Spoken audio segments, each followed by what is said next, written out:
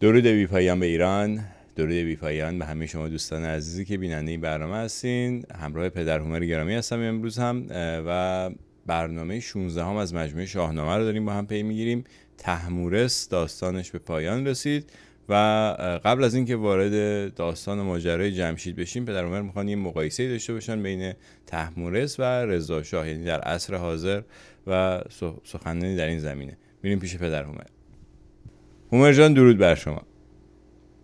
با درود و آفرین بر تو افشین بسیار گرامی و با درود و آفرین بیشتر بر پسران و دختران خوبم که با مهر ویژه به ایران و فرهنگ ایران همه هفته این رشته گفتارهای ما رو پی میگیرند. سراپا گوشیم. در نشست پیشین دیدیم که طهمورث دیوبند لگام بر دهان اهریمن زد و همانند یک اسب نیک پرورش یافته راهبر سوار بر گرده او شد و کران تا کران جهان را پیمود. این بسیار بسیار ارزشمند است که کران تا کران جهان را پیمود.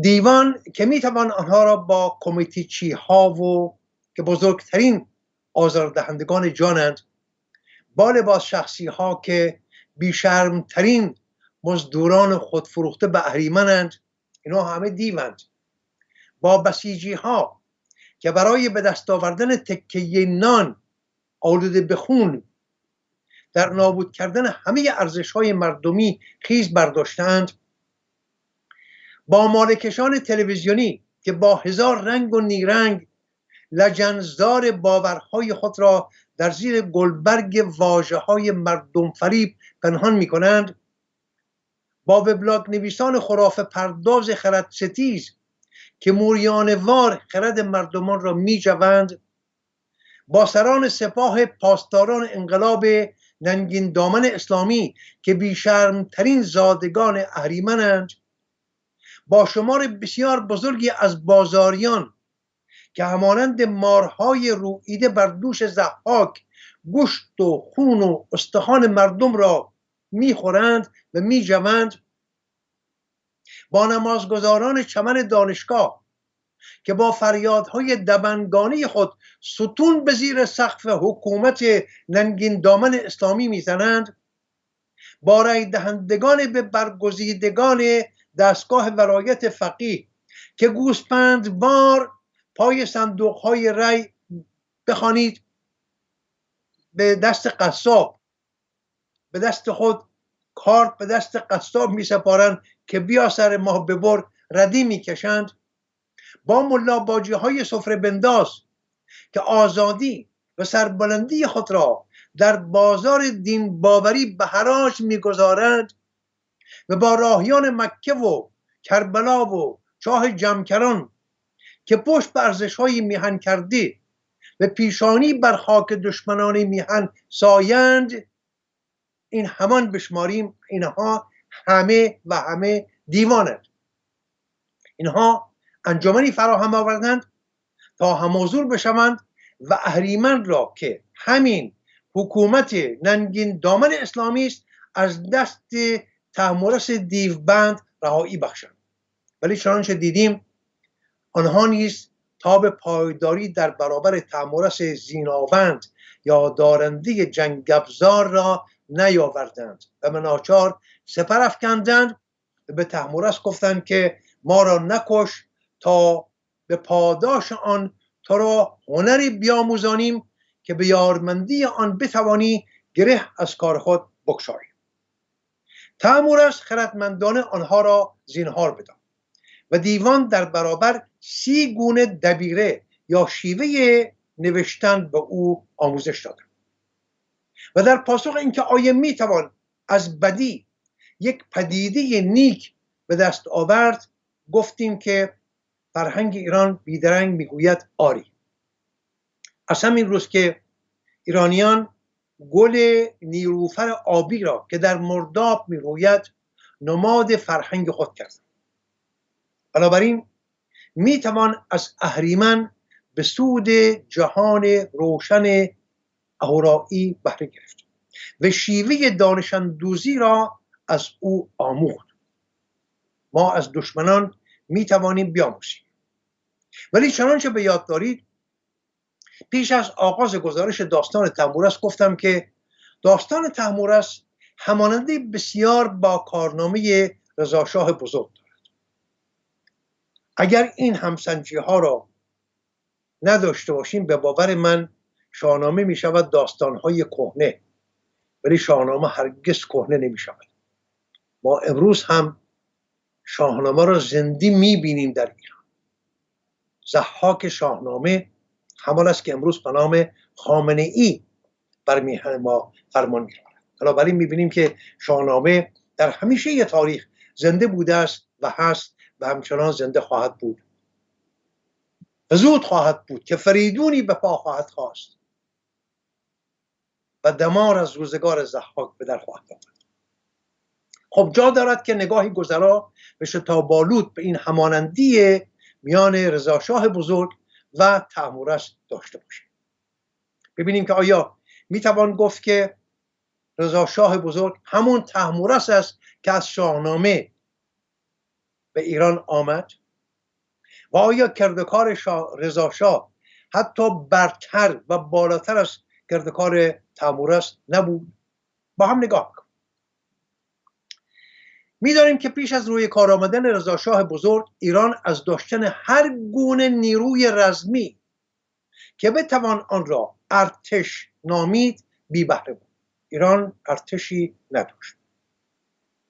از جنگ‌های خانمانسوز فتحعلی شاه با روسیه سالها می‌گذشت و کوشش‌های پیگیر امیرکبیر در دارالفنون برای بازسازی نیروهای رزمی ایران به جایی نرسیده بود. ایران ارتش نداشت، نیروی رزمی آراسته نداشت. حالا چرا این رو میگوییم؟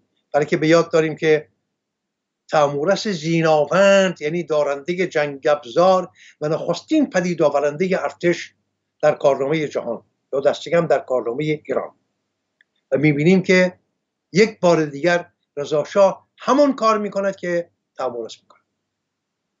و پس این شاهان قاجار از نیروی رزمی خانها یا از ارتش‌های بیگانه بهره می‌جستند. چنانچه ارتش بریگاد قزاق زیر فرمان روس‌ها، پلیس جنوب زیر فرمان انگلیسی‌ها و ژاندارمری زیر فرمان سوئدی‌ها و اتریشی‌ها در کنار شاهان قاجار ایستاده بودند. یعنی خود پادشاهی قاجار در ایران پیش از رضاشاه دارای یک ارتش توانمند ملی نبود.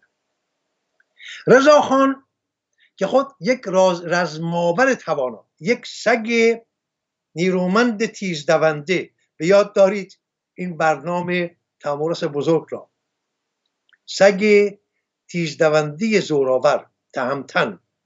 خود رضاشاه یک رزماور توانا و از افسران بریگاد قزاق همواره آرمان یک ارتش نیرومند سامان پذیرفته را برای ایران در سر می‌پرورد.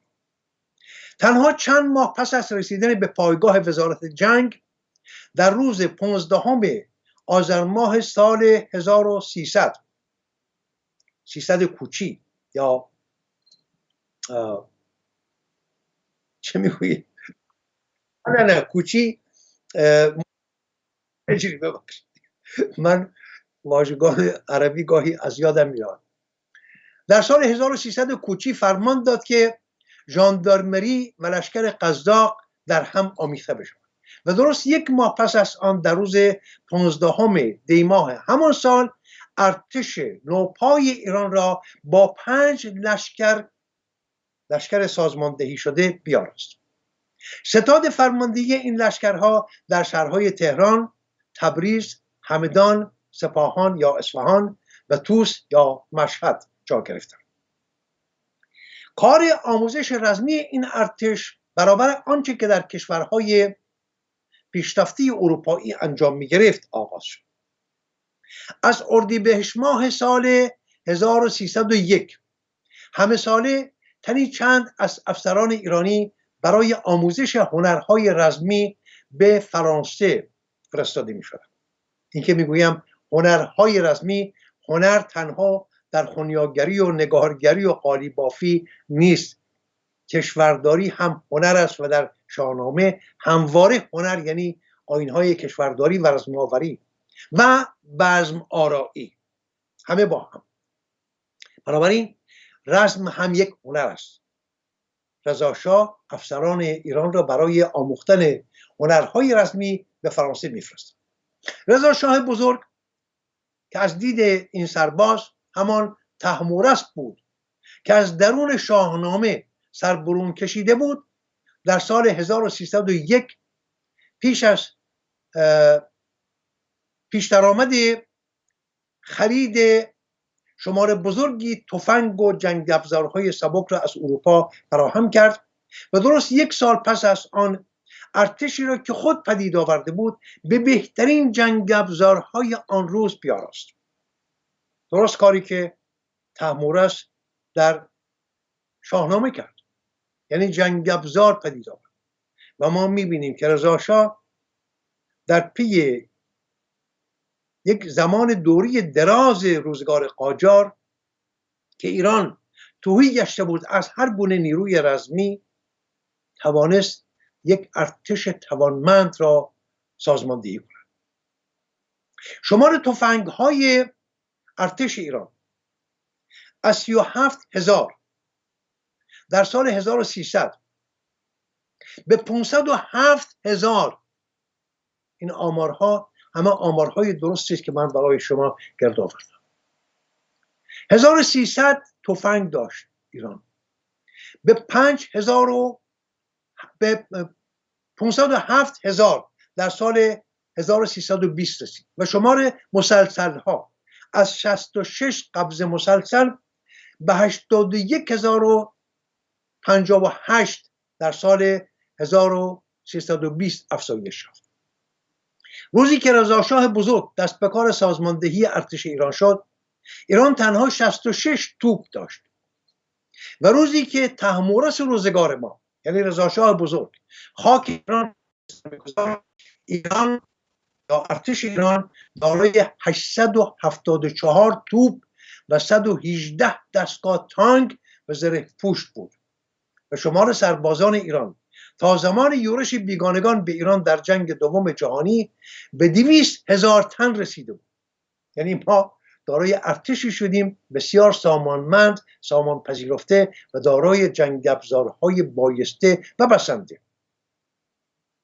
طهمورث دوم که او را رضا شاه بزرگ مینامیم، در سال 1308 بودجه ارتش را به 14.5 میلیون تومان افزایش داد که برای آن روزگار بودجه بسیار بسیار کلان و باور نکردنی بود.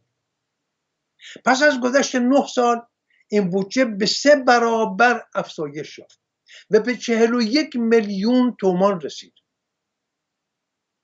در بخش آموزش در کمتر از 10 سال هزاران افسر و درجه دار را به گامه دانش آموختگی رساند. در سایه چنین ارتش توانمندی بود که کران تا کران کشور رو به آسایش گذاشت و گردنکشان و آشوبگران و تجزیه طلبان در استانهای فارس، آذربایجان، خراسان، سیستان و بلوچستان و کردستان و دیگر بخش‌های ایران دست از بدنهادی‌ها و زشتکاری‌های خود برداشتند. آسایشی که در سایه‌سار آن ارتش توانمند در کشور پدید آمد چنان بود که سرسخت‌ترین دشمنان رضا شاه مانند مصدق و مدرس نیز به ستایش او برانگیخته شدند، او را ستودند، حتی دشمنانش. چنانچه دیدیم تا اینجا فروزه ای که در گرامینامه اوستا و در شاهنامه فردوسی به طهمورث داده شد، یعنی زیناوند، طهمورث زیناوند یعنی دارنده جنگ ابزار، با کردوکار رضا شاه بزرگ این همانی دارد. حتی برنامه طهمورث که گفتیم تخم اروپا، سگ نیرومند تیزدونده، همه این فروزه ها با رضا شاه بزرگ این همانی دارد.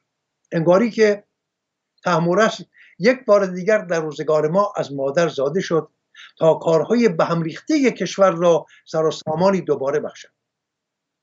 دشمنان رضا شاه بزرگ به جای ارج گذاشتن به این فروزه نیرومندی او را رضاخان قلدر نام دادند تا گنداب اندیشه های خود را بر بالای بلند او پشنگه کنند. ولی فرزندان پاکسرشت ایران بوم نیرومندی آن بزرگمرد ایرانساز را می ستایند و در آرزوی یک قلدر دیگر از تبار او روز می شمارند. بشود که یک قلدر دیگر مانند رضا شاه همین امروز بر سر کار بیاید و یک بار دیگر ایران را رهایی بخشد از چنگال این همه ستمبارگی. رضا شاه بزرگ در نخستین گامه کوشش بسیار به کار گرفته دست دیوان روزگار خود را که همین آخوندهای دیوسرشت ایران ستیز بودند از سر مردم خود کوتاه بگرداند. شما یک دیو در اسطوره‌های ایران، در اساطیر ایران، در شاهنامه ایران، در گرامینامه اوستای ایران یا در دیگر بنمایه‌های ایران یک دیو به من نشان بدهید که همتای این آخوندها باشد. این آخوندهای روزگار ما از کوچک تا بزرگشان، از آن برترین آیت الله تا آن طلبه تا کمترین طلبه، همه از همه دیوان بدترند. بهترین گواه این سخن که رضا شاه بزرگ دست این دیوان را از سر مردم ایران کوتاه کرد، این رو می توانید بگویید که شاید من یک ادعا می کنم، ولی بهترین گواه این سخن تارنما و وبلاگ هایی هستند که با سرمایه های بسیار کلان و پشتیبانی های همه سویه دستگاه ولایت فقیه اداره می شود. همین امروز نگاه کنید به این تارنما ها، ببینیم که آخوندها و آخوندزاده ها در این زمینه چه گفته و چه نوشتن. من به جایی که بروم به سراغ فرزندان خوب رضا شاه بزرگ، کسانی که او را هواداری می کنند، رفتم به سراغ دشمنان رضا شاه بزرگ و آنچه که امروز به شما ارمغان خواهم کرد سخن دشمنان رضا شاه است، یعنی آخوندها. یکی از این تارنماها به نام موعود، تارنمایی است به نام موعود، می توانید سرچ کنید و ببینید که مانند دیگر تارنماهای اسلامی فرتور یا چهره دو دیو گردن فراز آز و نیاز یعنی خمینی و خامنه‌ای را بر پیشانی خود دارد. در نوشتاری زیر نام فرهنگ و تمدن در دوره پهلوی اول چگونه بود، فرهنگ و تمدن در دوره پهلوی اول چگونه بود، می نویسد رضاخان برای اینکه فرهنگ غربی را وارد کشور کند مخالفت با روحانیت را آغاز کرد. مخالفت با روحانیت را آغاز کرد و این قشر از جامعه را در تنگنا قرار داد. همان کاری که طهمورث کرد با دیوان، دیوان را به بند کشید و سوارشان شد. میبینیم که رضا شاه همین کار کرد. این سخن را من نمیگویم، این سخن را آخوندها میگویم که آخوندها را روحانیت را در تنگنا قرار داد و حتی حرمت بر علما را شروع کرد که با کشف حجاب و آزم کردن زن خود با وضع نامناسب از حیث حجاب، یعنی چادر از سر برداشته بود، به قم و حرم حضرت معصومه که اعتراض علما و دینداران را در پی داشت، بی حرمتی ها را به نهایت رساند و رضاخان با چکمه و لگد و تبعید از قم جواب معترضین را داد. در اینجا من باید بگویم که هنگامی که ملکه مادر همسر رضا شاه به قم رفته بود برای زیارت، برای دیدار، در هتلی که زندگی میکرد چادر از سر برداشت. از پشت پنجره مردم او را دیدند. امام جمعه شهر آشوب بسیار بزرگی به پا کرد. خبر به گوش رضا شاه رسید. رضا شاه سوار بر جیب شد، خود را به قم رساند و امام جمعه شهر را زیر لگد گرفت. و ما میگوییم درود همه پهلوانان و خوبان جهان بروان و فروهر رضاشاه بزرگ باد که دست به چنین کار سترگی زد. باید که امروز نیز رضاشاه دیگری برخیزد، فریدون دیگری برخیزد و دست این اهریمنان از سر مردم ایران کوتاه بگرداند. دنبال سخن میگوید و نفوذ روحانیون در زندگی اجتماعی سیاسی کشور به سختی محدود گردید. همین الان هم این سخن یک بار دیگر از سوی همین وبلاگ های اسلامی است، نه سخن من. میگوید نفوذ روحانیون در زندگی اجتماعی سیاسی کشور به سختی محدود گردید و در پی انجام اصلاحات قضایی روحانیان به طور کلی از حق قضاوت محروم شدند. یعنی این دادگاه های انقلاب و این دادگاه های قضاوت های امروزه که میبینیم همه برچیده شد. رضاشاه دست این داوران بیدادگر را از سر مردم ایران کوتاه کرد. آیا شایسته نمیدانید که همه فرزندان پاکسرشت ایران زمین به پا خیزند و کلاه گرامی داشت در برابر یاد و نام این بزرگ مرد تاریخ ایران از سر بردارند که دست خونریز آخوند فرومایه دشمنش را از کار دادگستری کوتاه کرد؟ نگذاشت که آنها در کار دادگستری باشند. از آن پس دیگر نه دست و پا بریدن، نه چشم از چشمخانه درآوردن، نه سنگسار کردن و نه مردم را در خیابانها به زیر تازیانه ها کشیدن و نه اسید بر رخسار زیبای زنان و دختران خوبچهر ایران پاشیدن، نه گازهای کشنده در دبستانها و دبیرستانهای دختران پخش کردن، نه گشت ارشاد، نه دستیازی به زنان و مردان در زندانها. همه اینها برچیده شدند به دست یک پهلوان، یک طهمورث دیوبند به نام رضاشاه بزرگ. وبلاگ نویس دیگر در دنباله سخن می نویسد در زمینه آموزش و پرورش همگانی حضور روحانیت به کلی از میان رفت.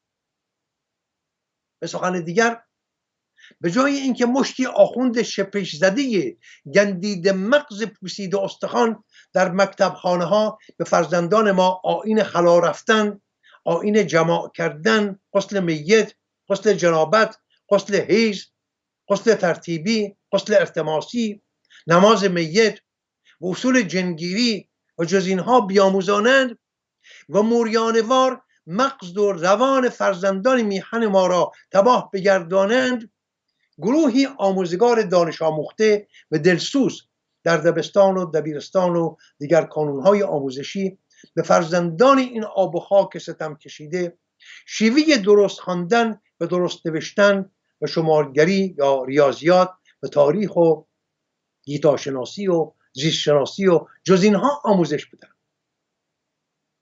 پس درودی دیگر بار بفرستیم به روان و فروهر آن مرد بزرگ که به راستی کرد و کارش برتر از طهمورث در روزگار ما بود. من رضاشاه را یک سر و گردن بالاتر از طهمورث شاهنامه میدانم. ما نمیدانیم که در روزگار طهمورث هم اگر آخوندها بر مغز و خرد و اندیشه مردم چیره بودند، آیا طهمورث میتوانست کارهای کشور را سامانی شایسته بخشد؟ و یا دیوان به یارمندی رادیو BBC لندن و دولت فضولخواه انگلیس و حزب دشمنیار توده تخت و بختش را سرنگون میکردند؟ آیا میتوانست بماند در برابر آن همه زشتکاری و پتیارگی؟ من نمیدانم. آیا طهمورث تا به این همه پایداری داشت در شاهنامه؟ نویسنده این تارنمای اسلامی برای کوچک نشان دادن کار رضاشاه بزرگ می نویسد در حدود سالهای ابتدای سلطنت رضاشاه در ایران به طور کلی 50 مدرسه مشغول به کار شدند. در سال 1308 شمسی دانشگاه تهران بنیادگذاری شد و در سال 1312 در تمام ایران 4200 دانشجو تحصیل می‌کردند و چند صد دانشجوی ایرانی برای تحصیل به خارج اعزام شدند. مدارس مختلط دختران و پسران در این دوره تأسیس کردید. اینها را می نویسد برای حال شمردن رضا شاه بزرگ. این پرسش یک بار دیگر در ذهن خواننده رخ نشان می‌دهد که آیا سزاوار نیست که همه با هم در برابر یاد و نام این بزرگ مرد ایرانساز به پا خیزیم و کلاه گرامی داشت در برابر این طهمورث زمانه از سر برداریم و بر روان و فروهرش درودی دوباره بفرستیم؟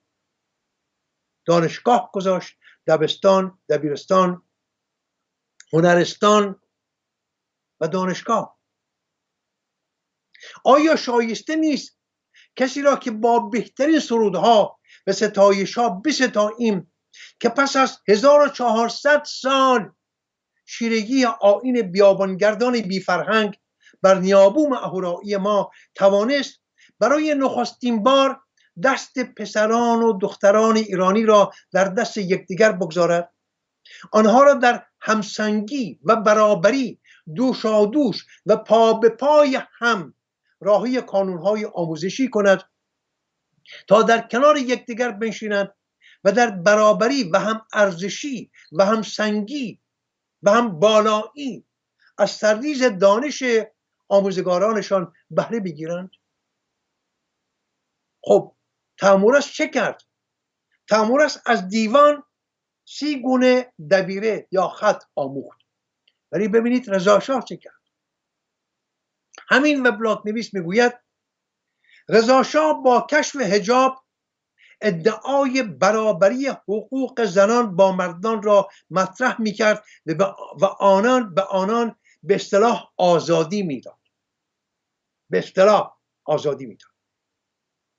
در اینجا به شورانگیزترین بخش از نوشته این تارنمای اسلامی میرسیم و یادآوری میکنم که تیمورس دیوبند تنها 30 گونه نوشتن از دیوان آموخت و به مردم خود نیز آموزش داد.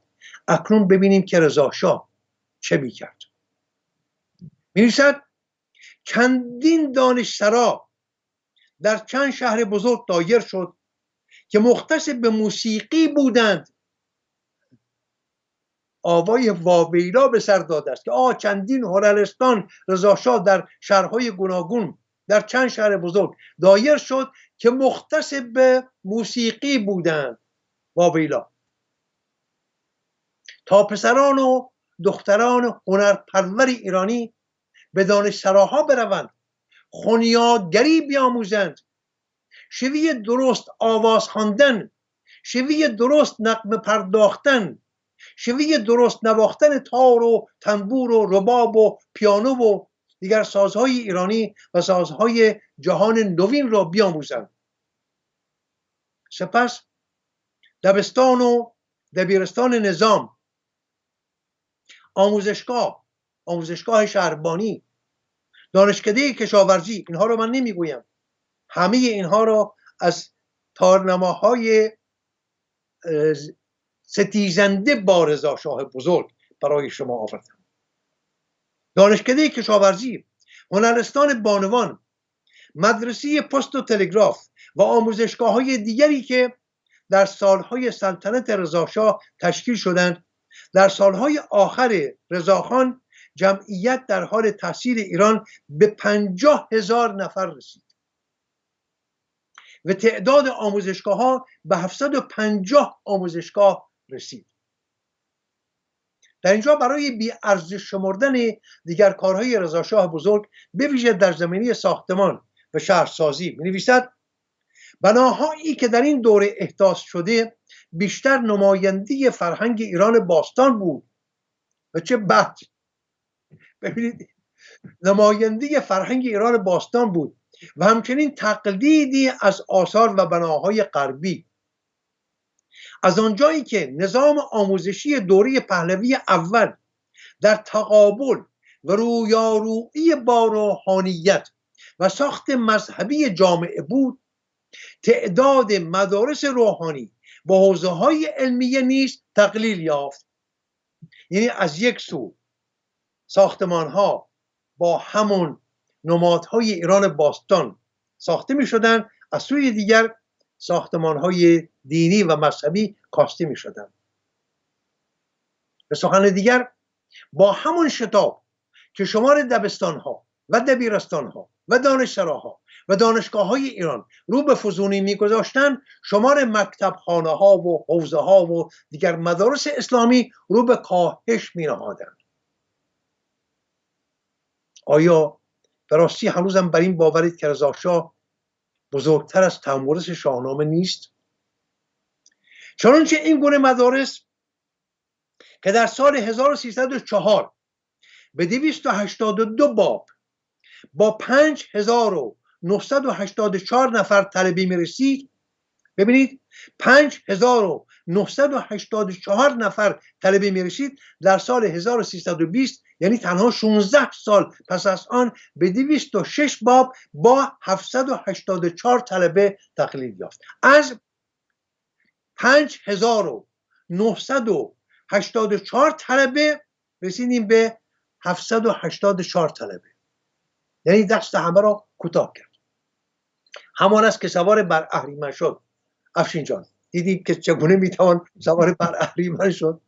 به سخن دیگر در پی ستیز آشتی ناپذیر رضا شاه بزرگ با بنیادهای خرافه پروری و اسلام گستری، تنها در درازای 16 سال 76 کانون خردسوزی و خرافه پروری بسته شد و شمار بچه دیوان خرد گم کرده که همان طلبه ها بودن از 5984 دیو ننگین دامن آدمی خار به 782 گرگ درنده هار رسید.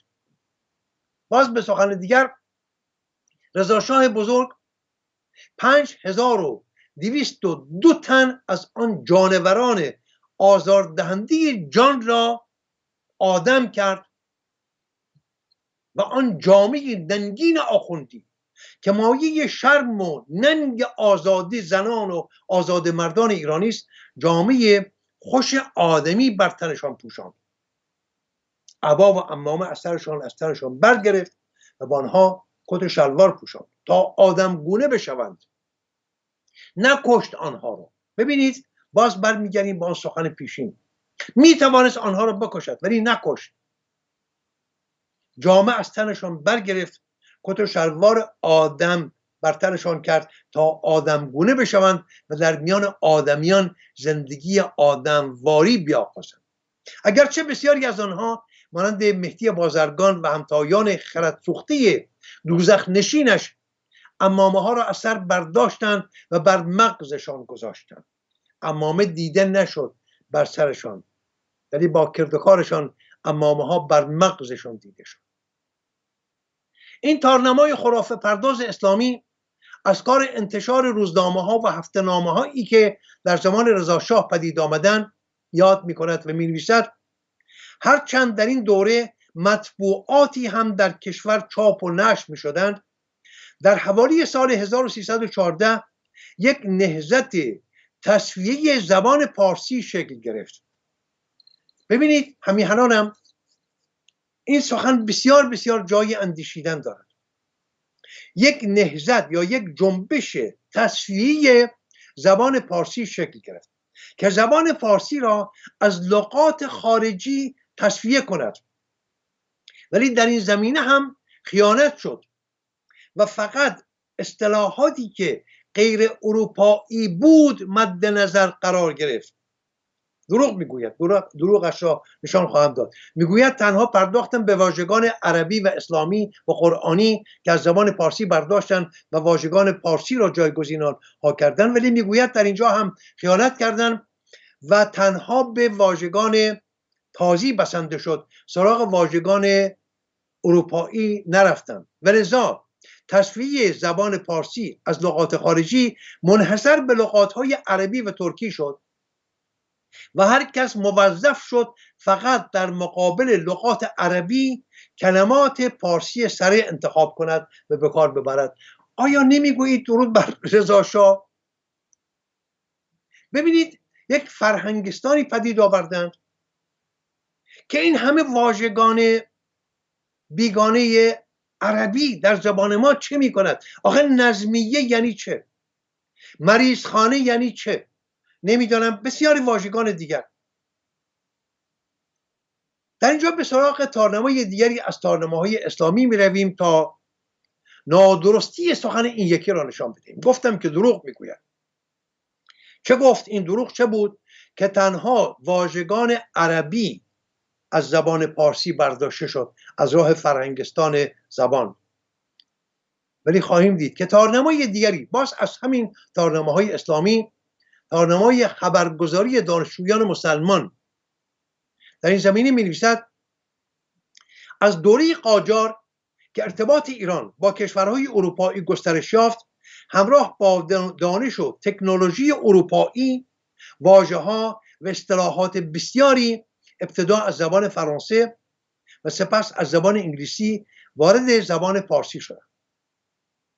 انجمن‌های ادبی دوره قاجار و سپس افراد و گروه‌های متعدد پیشگامان ساخت معادل‌هایی برای واژه‌های فرنگی شدند.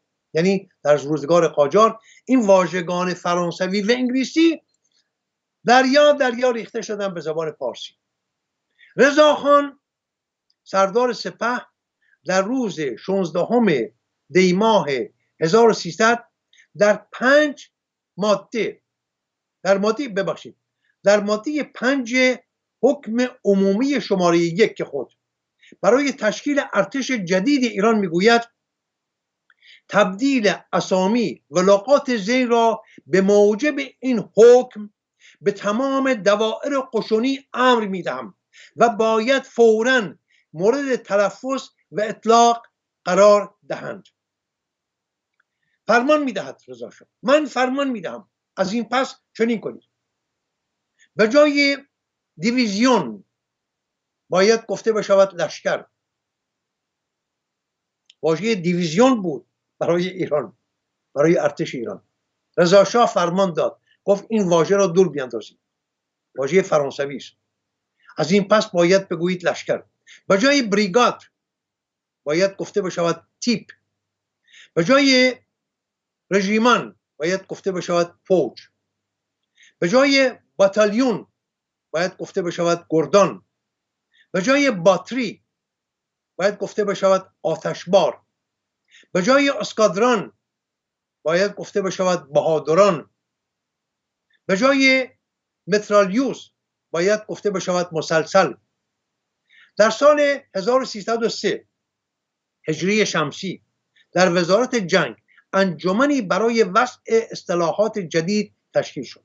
این انجمن اصطلاحات در برابر اصطلاحات فرانسوی پدید آورد. ببینید آن یکی دروغ گفت تنها پرداختن به واژگان عربی قرآنی، ولی این یکی میگوید نه، برای اصطلاحات یا زبانزدهای فرانسوی پدید آورد که هنوز هم در زبان پارسی به کار برده می شوند. مانند هواپیما به جای اویون، یعنی ما پیش از رضا شاه یا طیاره بود یا اویون. فرودگاه به جای ایرپورت، خلبان به جای پایلوت. در سال 1311 در دانشگاه تربیت معلم انجمن وضع لغات و اصطلاحات علمی تأسیس شد. شما نگاه کنید چه کارهای بنیادین و چه کارهای بسیار بسیار بسیار بزرگ انجام گرفت به فرمان رضا شاه بزرگ. این انجمن تا سال 1319 فعال بود.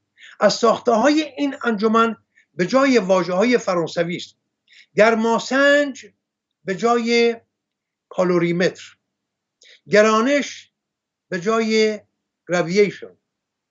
همچنین پیش از تأسیس فرهنگستان اول وزارت معارف در صدد برآمد انجمن‌های متشکل از کارشناسان و ارباب فن برپا کند که آکادمی طبی نخستین گام در این راه بود. جلسه‌های آن آکادمی با شرکت چند نفر از پزشکان معروف و دانشمند برگزار می‌شد.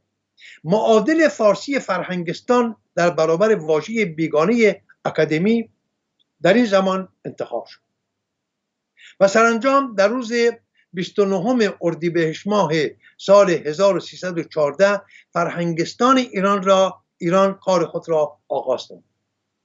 از وظایف عمده این فرهنگستان وضع اصطلاحات جدید بود، یعنی زبانزدهای نو به جای آن زبانزدهای عربی یا اروپایی.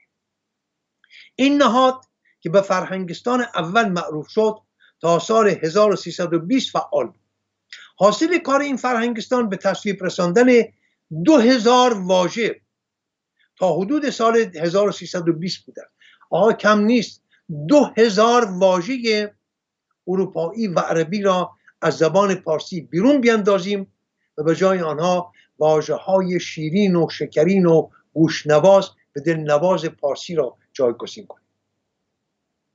این فرهنگستان در سال 1319 در کتابی واژه‌های تازه‌ای را که تا پایان سال 1319 در فرهنگستان ایران پذیرفته شده بود منتشر نمود.